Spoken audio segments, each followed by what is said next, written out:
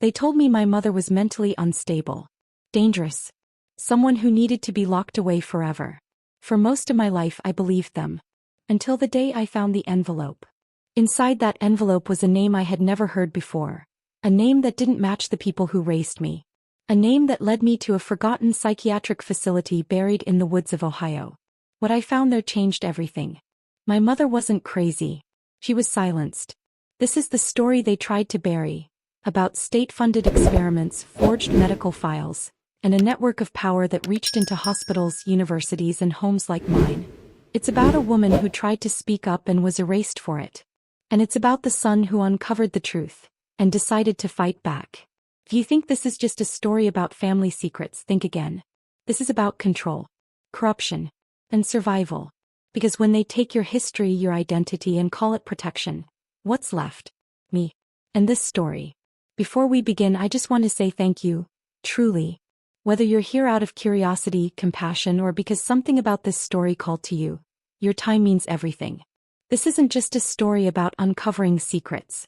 It's about what happens when the people you trust the most turn out to be part of something darker. It's about truth, what it costs to find it, and what it means to finally speak it aloud. To everyone who's watching, commenting, sharing, or simply listening, thank you for giving this story space to breathe. You're not just supporting me, you're helping give voice to those who were silenced for far too long. So take a deep breath. Because what you're about to hear isn't easy. It's raw. It's personal. And for a long time it was hidden. But not anymore. Let's start from the beginning. I still remember the smell of cinnamon muffins that morning. Aunt Meredith never baked, not even on Thanksgiving. But on my 21st birthday she did. I should have known something was wrong. They waited until after lunch. I was still in my sweatpants when Uncle Rob called me into the den. He avoided eye contact. Aunt Meredith stared down at her hands, twisting her wedding ring. "Take a seat, Ethan," Rob said, voice stiff and distant. I knew that tone. I hadn't heard it since the time I accidentally broke his watch when I was 8. I sat, tension coiled in my gut. I'd learned long ago not to react. Reacting only made things worse. "You're not our biological nephew," Meredith said, straight-faced. "No hugs. No tears. Just the facts. We took you in when you were 4, Rob added. Your mother couldn't keep you. We did our best." My breath caught in my throat. Meredith didn't stop. "We think it's time you start your life on your own. You're a man now." Rob reached behind the couch and pulled out a faded backpack. "There's some money, a change of clothes. You'll stay at a shelter near the bus station until you find work." I was being sent away. On my birthday. I didn't cry. I didn't yell. I stood up slowly, nodded. "Thank you," I said, my grip tightening on the bag strap. They didn't notice. They didn't see the flicker of something colder in my eyes. Because what they didn't know, what they never imagined, was that 3 weeks earlier I'd found the envelope. Tucked behind old board games in the attic. It was addressed to a woman named Julia Landon. Inside was a birth certificate, with my name. And hers listed as mother. No father. I'd searched her name online, combed through local news archives. What I found chilled me. Julia hadn't been unfit. She'd been taken. Unfairly, unjustly. There were court records, sealed files, mentions of a wrongful removal case. She'd fought. She'd lost. So as I stepped outside the 2-story home in suburban Ohio, the only place I'd ever lived, I didn't feel discarded. I felt ready. I felt ready. Because I wasn't walking away in shame, I was walking away with purpose. The shelter on East Whitaker Street smelled like bleach and damp cinder block. It was the kind of place people found when every other door had already slammed shut. That first night I slept with my back to the wall, one hand wrapped tight around the strap of my worn backpack like it held gold. In truth it didn't. Just 2 shirts, a pair of jeans, a few wrinkled 20s, and the envelope. That envelope meant everything.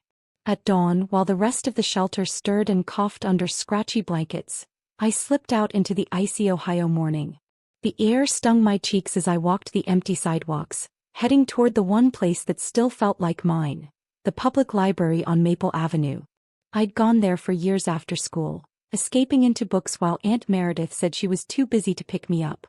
The building hadn't changed, still smelled like old paper and carpet cleaner. Still quiet. Still safe. I went straight to the archives room. Sat down at the microfilm reader, fingers shaking as I loaded the reel I'd hidden in my locker last week. There it was again. The article that haunted me. Local psychiatrist Julia Landon committed following unfounded claims against renowned physician. The black and white photo beside the headline showed a woman with striking eyes and a narrow jaw. Her wrists were bound, but her gaze was steady. Unyielding. She wasn't afraid. She was angry. The article painted her as unstable, accusing her of slander and delusion. But she had been trying to expose Dr. Franklin Mercer, head physician at a clinic that was quietly shut down within a year.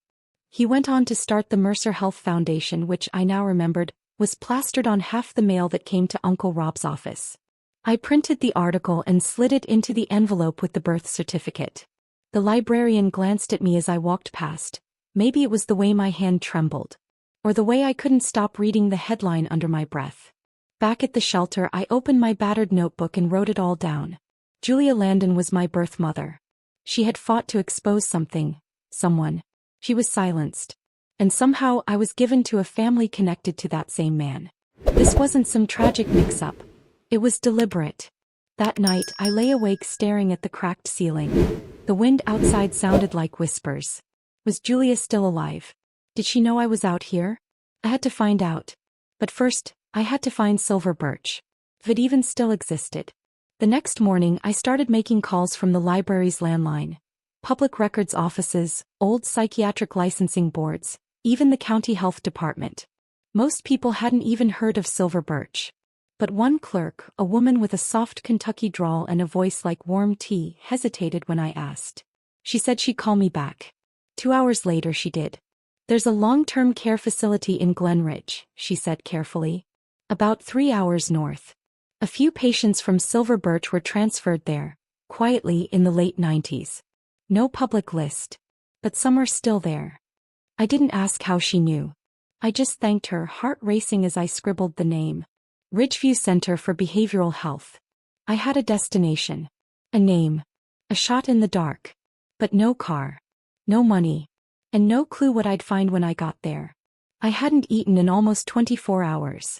Not because I wasn't hungry, but because I couldn't spare a single cent. The last of the wrinkled bills Aunt Meredith had handed me were already gone, spent on hostel nights and copy machine fees. Even spare change mattered now.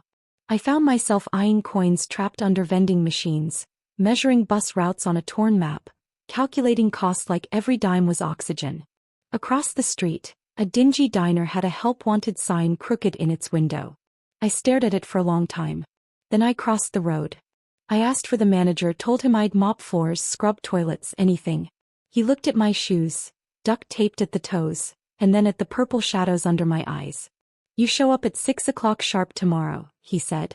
No excuses. I worked 5 straight days without speaking to a soul unless I had to. Scalding water cracked the skin on my hands. Grease clung to my clothes no matter how hard I scrubbed. But I didn't care. On the 6th day, I folded my first $100 bill in years into the envelope with Julia's article. I had $117. Just enough. The bus to Glenridge left at 10:40 a.m. I didn't say goodbye to anyone at the hostel. I just walked, eyes forward, envelope tucked inside my jacket. The ride was long. Silent. Towns drifted past the window. Sleepy, frost-bitten, half-forgotten places. Ridgeview sat at the top of a winding hill, hidden behind bare oaks. Its peeling sign looked more like it belonged to a ghost story than a hospital. Inside, a woman at the front desk barely looked up. "Visiting hours?" she mumbled. "I'm here to visit a patient," I said, my voice low but clear. She glanced at her clipboard. "Name? Elena Landon." She paused. "Relation?" I hesitated, then answered, "I'm her son." She raised her eyes, studying me like I was a shadow she couldn't quite place. "She doesn't get visitors," the receptionist said, quieter now. "I know," I replied. "That's why I'm here." She picked up the receiver, dialed a number, and murmured something too soft for me to catch. Then she nodded toward a hallway behind the desk. "Second door on the left. Keep it brief." The hallway smelled like antiseptic and dust. The door creaked as I pushed it open, like something from a half-remembered dream. And there she was. Thin. Pale. Hair a soft silver now, streaked with what had once been dark brown. She sat by the window, her hands folded neatly in her lap. She didn't move when I entered. "Julia," I said, my voice unsteady. She turned slowly. Her eyes, those same eyes from the photo, met mine. And in that moment something flickered. Recognition. Pain. Maybe both. She didn't speak. But she didn't look away either. I took a shaky breath and stepped closer. "My name is Ethan," I said. "You had a son. 21 years ago. They said you were unstable. They told me you were dangerous." I swallowed. "But I know what happened. I've read the reports. I've seen what they buried." A long, quiet exhale escaped her lips, and her fingers curled tightly around the edge of her chair. Something in her shifted. Her spine straightened like she was bracing for impact. "They still watch me," she whispered, barely louder than the hum of the heater. "They think I don't remember. But I do." I froze. She remembered. But who was they? Her eyes flicked to the corners of the ceiling, then toward the wall behind me. There were no cameras I could see, but she stared like she knew exactly where they used to be. "They recorded our sessions," she murmured. "Said it was for research. But it wasn't. It was surveillance. Control." She gripped her wrist with her other hand, steadying herself like her body might betray her thoughts. "I saw things. Heard things I wasn't supposed to." I stepped forward. "Julia, who? Is it the Mercer Foundation? Is it Rob? My uncle?" At the mention of the name she flinched, blinked hard like she'd been struck. Her mouth opened then closed again. "He wasn't supposed to adopt you," she finally whispered. "He wasn't even on the approved list." "He pulled strings," Julia whispered. "Got your file sealed. Closed. I tried to fight it. But by then, I was already labeled. Too loud. Too dangerous." My knees buckled slightly and I eased into the chair beside her, steadying my breath like it might help me hold the world still. "What were they doing, Julia?" I asked, keeping my voice low. "What did Mercer do to those women?" She bit her lip so hard it turned white. Her fingers tightened on the arms of the chair. "Experimental therapy," she said finally. "Isolation protocols. Memory suppression trials. At first it was disguised as PTSD treatment." Her voice dropped lower, almost inaudible. But then it shifted. "They tested drugs.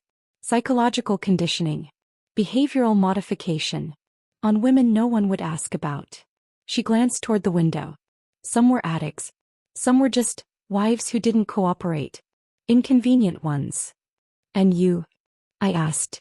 "I kept records," she said. "Detailed notes. Audio. I believed the system would protect the truth." She shook her head. "I was young. Naive. Thought that ethics meant something. I filed a report with the state board." Her eyes grew distant. 7 days later I was suspended. 2 weeks after that, arrested for paranoia-fueled harassment. Then transferred here. It was a pipeline. Her voice cracked. "The first break I'd heard. I begged them," she continued, softer now. "I begged to know where they placed you. They told me the adoption was finalized. That you had a good home. But they never told me who." I reached into my jacket and pulled out the envelope. The folded article, the birth certificate, the proof. "You don't have to wonder anymore." Julia touched the edge of the paper like it was made of glass. For a long moment she said nothing. Then her gaze lifted to mine. "You shouldn't have come," she said. "If they find out." "I don't care," I cut in louder than I meant to. "You're not crazy. You never were. And I'm going to prove it." Her hand shot out suddenly, wrapping around mine with a grip that surprised me. "Don't trust anyone in a badge or a lab coat," she whispered, fierce now. "Not in this world." Footsteps echoed in the hallway. He stiffened. A shadow passed by the door. She folded her hands. Blank face. Straight spine. The door opened. "I'm sorry," the nurse said. "Visiting hours are over." Julia didn't turn around again. I stood, heart thudding like a warning bell. As I passed the nurse on my way out, she leaned in just enough for her breath to touch my ear. "You're not the first who came asking about her," she whispered. "But the last girl, she never came back." Before I could respond, the door clicked shut behind me. The cold slapped me hard the moment I stepped outside. My breath turned to fog. My fingers trembled, not just from the chill but from the weight of everything I'd just heard. My mother wasn't a patient. She was a prisoner. I didn't head straight for the bus terminal. Instead, I found a rusted bench beneath a gnarled, lifeless oak and sat there, staring up at Ridgeview's decaying sign. My mind was racing. Someone else had come here before me.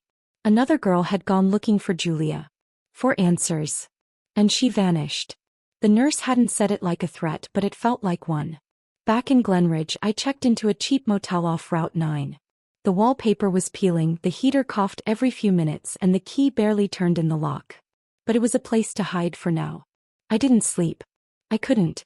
I spent the night glued to my laptop, chasing every lead I could find. Online forums, deep web message boards, even decade-old Reddit threads about patient abuse and vanished facilities. Nothing. Not a word about Ridgeview or Silver Birch. It was like someone had wiped them from history. So I turned my focus to the Mercer Foundation, the name that haunted me since I saw those polished letters on envelopes in Rob's study. Their website was all smiling stock photos and pastel colors, preaching holistic renewal and trauma-informed healing for women. All of it. I dug deeper into their nonprofit filings, property acquisitions, tax records. Anything public. And that's when I saw it. A name buried in the fine print. Thomas Brenner. A signature on an old acquisition form. The year Silver Birch shut its doors. Transferring research and materials to Mercer's private archive. My stomach twisted. That's Rob's real name. The man who raised me. The man I called uncle. He wasn't just a donor. He was on the board. He helped bury it all. Covered up what happened to Julia. And then took her son. Me. I was never a rescue. I was a prize. A trophy they kept to prove the experiment worked. My hands shook with rage. But beneath the anger, a slow, creeping fear. They had erased others. And that nurse. She wasn't warning me out of kindness. She was telling me, run. But I wasn't going to run. Not yet. Not without proof. I started digging through public employee records linked to Ridgeview. It took hours, but I finally found a name that matched the badge I'd seen. Janet Keller, registered nurse. With some patience, I tracked down her Facebook account. It was mostly dead. Just a few photos of a fat gray cat and a handful of liked recipes. Nothing personal. Except one old photo from a nursing conference, buried in the comments. A friend had tagged her and written, "Still working nights at Ridgeview? Poor thing. That place is haunted." I didn't hesitate. I messaged her. Told her who I was. That I had spoken to Julia. That I needed help to expose what happened. I didn't expect anything. But at 2:14 a.m. the reply came. "Meet me. Back entrance. Tomorrow night. Midnight. If anyone sees you, say you're lost." The next night, the wind whipped hard across the Ridgeview grounds, slicing through my jacket like paper. The building loomed in the dark, quiet and still, like it was waiting. No cars in the lot. No lights in the windows. I crept along the gravel path behind the building, ducking beneath low-hanging branches and stepping over frost-bitten leaves. The door was rusted and marked maintenance only. Before I could knock, it opened with a creak. Janet stood in the doorway, still in blue scrubs. Her face looked tired, her eyes worn, like sleep hadn't found her in weeks. She didn't speak right away. "You actually came," she said softly. "I had to," I replied. She stepped aside. "Keep your voice low." We moved fast through a narrow hallway lit by blinking lights, past cleaning closets and stacked laundry bins. She led me into a break room, then through a heavy door into a forgotten records archive. Cabinets lined the walls like tombstones. "I shouldn't be doing this," she whispered, unlocking a drawer with a brass key. But I saw what they did. To Julia. To others. And when that last girl came, I thought, maybe someone would finally listen. I froze. The other girl? She slid out a file, worn and faded. Claire Rothman. Journalism major. Bright. Too brave for her own good. She handed me the file. She came asking about Julia. About the ones who vanished. He had records. Legal files. Hospital memos. She was close. What happened to her? I asked. Janet exhaled slowly. She came back a second time. After our first talk. That same night, someone broke into her dorm. Took her laptop. Her flash drives. Even some printed files. I felt my stomach tighten. She told her roommate she felt like someone was following her. She didn't sleep for 2 nights. Then Janet looked me dead in the eye. 2 days later, Claire vanished. The silence in the room pressed against my chest. Police ruled it a voluntary disappearance. Said she was under stress. But you don't believe that, I said. Janet shook her head, voice barely above a whisper. Claire was scared, but she wasn't a runner. She wanted truth, not escape. I opened Julia's file. Page after page of handwritten notes, clinical evaluations, all stamped with red, unfit, delusional, paranoid. It was sterile language. Weaponized objectivity. She wasn't delusional, Janet said. She was precise.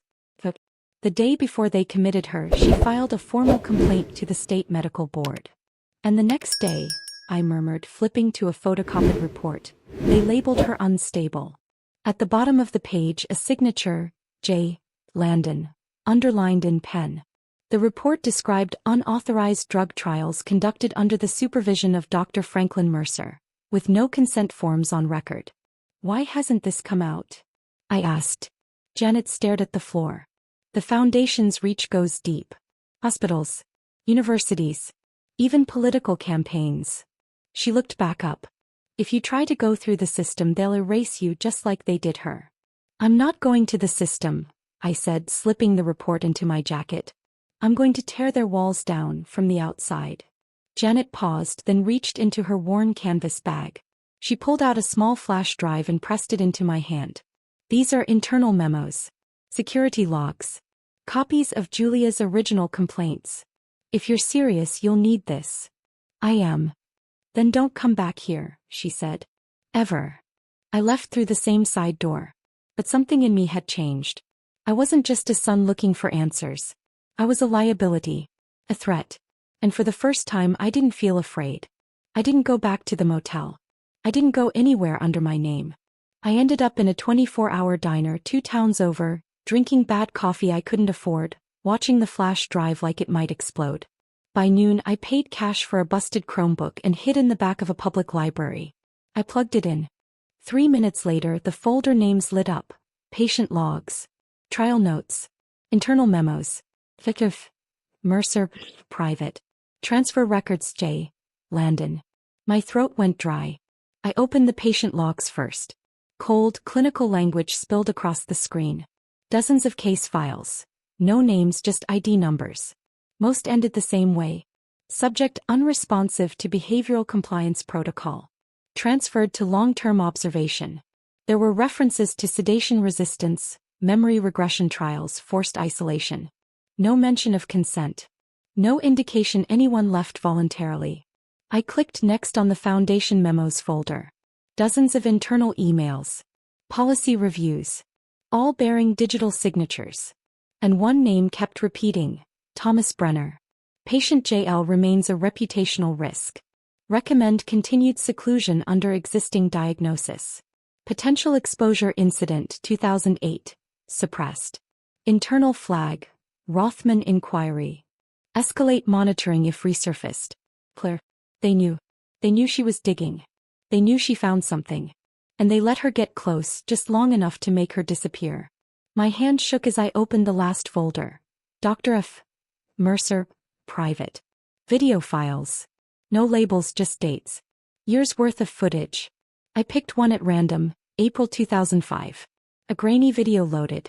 The camera pointed at a woman slouched in a chair, wrists strapped, her eyes dull and unfocused. Her voice was slurred, almost robotic. From off-screen came a calm, coaxing voice. Do you believe we're here to harm you, Julia? Her lips moved. No. You're helping me. Helping me forget. That voice. Pulled. Smooth. I recognized it. Franklin Mercer. I slammed the laptop shut. My stomach churned. It wasn't therapy. It was control. Programming. I had to move, fast. I dumped everything from the flash drive to a cloud server through a VPN. I sent links to burner emails, whistleblower tip lines, and journalists on Reddit. Every place I could find that wasn't government-owned. Then I found her. Rachel Ashby. Former investigative journalist. Fired after digging into psychiatric malpractice at state hospitals. Rumor said she kept chasing stories off-grid. I sent her a message. I have proof. State-funded experimentation on women. I have names. Video. I think Claire Rothman tried to reach you. She vanished. Please. Help me. I didn't expect a reply. But 63 minutes later I got one. Where are you? I've been waiting for this for 15 years. Rachel Ashby didn't live anywhere you'd find on a map. Her cabin sat off a winding gravel road in northern Ohio, nestled between pine trees so dense the sun barely touched the ground. The nearest gas station was 20 miles out. The nearest coffee shop? 3 hours. When we spoke on the phone, her voice was sharp, no nonsense. No names. No plates. Leave your phone in the glove box. I'll meet you outside. I followed every instruction. By the time I arrived, she was already on the porch. Mid-50s, short-cropped gray hair, denim jacket, steel blue eyes that didn't miss a thing. She didn't smile. Inside, the place was cold and quiet. No small talk. No coffee or welcome mat. She locked the door, drew the shades, and opened a battered old ThinkPad on a scarred pine desk. "Show me," she said. I handed her the flash drive. She plugged it in without hesitation. No reaction, until she hit the file marked Claire Rothman. Then a breath. Not a gasp. A slow, quiet inhale like someone bracing for impact. "She called me once," Rachel murmured. Sounded terrified. Said she had something big. He thought she was being watched. We were supposed to meet. Then she vanished. She looked at me for the first time. "You're not just poking at the past. You're stirring up a war these people think they've already won." "I know," I said. "But I'm not backing off." She opened one of the memos. Scanned it. Nodded once. The phrasing, the formatting. This is them. This is how the Mercer Foundation writes. You couldn't fake this if you tried. Then she clicked into the first video. Her jaw tightened. She didn't look away. When it ended, she turned to me. "If these go public, someone burns," she said. "But we can't be reckless. One wrong move and you vanish. Just like Claire." She paused. "Or worse. Like your mother. Alive, but buried." She leaned in, voice just above a whisper. "We have to make it too loud to silence. Trusted outlets. Former federal investigators. Whistleblower protections. We flood the system." I nodded. But deep down I knew this wasn't just about truth. It was about Julia. Claire. And whatever was left of the life they tried to script for me. Rachel moved fast. And so did I. Within 24 hours the flash drive had been cloned 6 times and shipped, anonymously, to 6 trusted people scattered across the country. 2 former federal prosecutors, a civil liberties attorney, an ex-psychologist turned whistleblower advocate, and a pair of podcast hosts known for taking down corrupt systems. Each package came with a unique password, delivered through encrypted calls routed through VPNs and burner numbers. "This is how you kill a monster," Rachel said. "You starve it of secrecy." While I worked on message drafts and burner email accounts, Rachel pulled together a full report. Dates, names, audio logs, video transcripts, all cross-referenced and sourced. A blueprint of the Foundation's quiet empire of manipulation. She barely slept. I barely breathed. The next morning my burner buzzed. Voicemail. I recognized the voice instantly. Thomas Brenner. Measured. Calm. The kind of calm that made you forget there was a blade under the surface. "Ethan," he said like we were still family. "I know what you're doing. Let's talk. You owe me that much." I stared at the phone. I didn't owe him a thing. Rachel looked up from across the room. "Don't go." But I had to. Not for him. For me. To see what guilt looks like in the eyes of a man who claims he saved you. We met at a roadside hotel just outside Dayton. He was already waiting, wearing that beige overcoat I remembered from childhood, the same practiced smile that never quite reached his eyes. "You've grown into a clever young man," he said. "Don't," I snapped. "Don't act like this was love." His jaw clenched. "You think I wanted this?" "No. I think you wanted control." Silence. "Then, everything you've uncovered, it's dangerous. For all of us. For Julia." "If I don't speak, people keep getting hurt," I said. He stepped closer. "You can still walk away. No one would blame you." "I already sent it," I said quietly.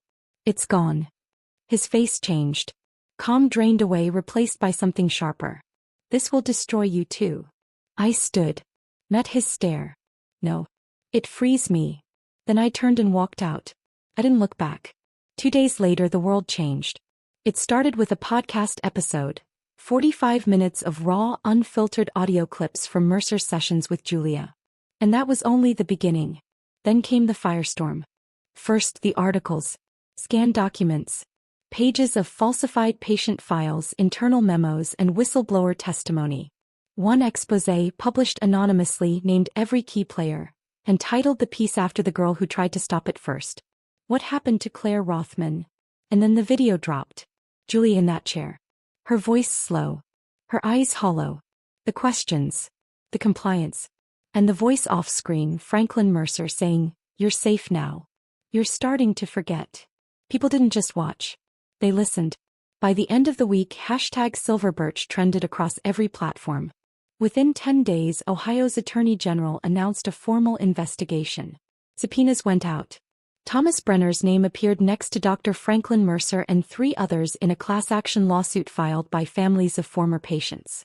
I never expected the world to care. But it did. Rachel kept me hidden while the storm raged, changing motels every few days, scrubbing our devices clean, encrypting everything. But no matter where I went, my thoughts circled back to Ridgeview. One morning, I looked up from my coffee and said, "I have to get her out, before someone decides she's too dangerous to stay alive." Rachel didn't argue. She just made a call. By dusk we were on the road. Ridgeview didn't resist. After the leak, the staff were nervous. Some already gone. No one wanted to be the last one holding the door. Nurse Janet met us outside. She handed Rachel a clipboard, then looked me in the eye. "She's been sedated," she said softly. "But her mind's still clear. You don't have long." I found Julia exactly where I left her, by the window, her hands folded in her lap. "Mom," I whispered, kneeling beside her. "We're leaving." Her eyes were glazed, but her fingers twitched. Then she reached up and brushed my cheek. "You found me," she said. "I always would," I told her, voice cracking. "No matter what they did." We walked out together. No alarms. No restraints. Just fading light and open air. The weeks that followed were chaos. Legal protection, medical care, and slow, careful therapy.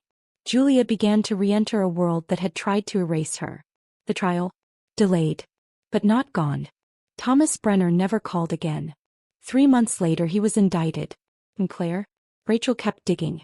6 months after the leak, a woman was found living under a new name in a coastal town in Oregon. Pause. Quiet. But alive. Her name was Claire Rothman. I flew to meet her. We didn't talk about what we lost. We talked about what we'd built. Together. You've stayed with me this far. Thank you. This story, it wasn't just mine. It belonged to my mother. To Claire. To every voice that was silenced because someone in power decided they could get away with it. But the truth has a way of clawing its way to the surface. And now, I need you to help keep it there. Leave a comment, not just for me but for Julia. Let her know she wasn't forgotten. Tell Claire she wasn't alone. Share this story if it moved you. Let your voice be louder than the ones who tried to erase ours. Because I've learned something through all this. Silence is where monsters thrive. But community, that's where healing begins. If you've ever been dismissed, disbelieved, or made to feel small for asking questions, know this. You have more strength than they want you to believe. Keep asking. Keep digging. And don't stop until you find your truth. Because once you do, they can't take it from you again. I'm not the same person who walked out of that house with nothing but a backpack and a secret. I've been broken. I've been hunted. But I've also been found. By people who believed in justice more than fear. So here's my advice from someone who lost everything and clawed his way back. Don't wait for someone to give you permission to stand up. Stand anyway. Ask the hard questions. Shine the light where others are afraid to look. And if you ever feel alone in the fight, remember this moment. This story. And know without a doubt that someone out there hears you, sees you, believes you. And now, it's your turn to speak.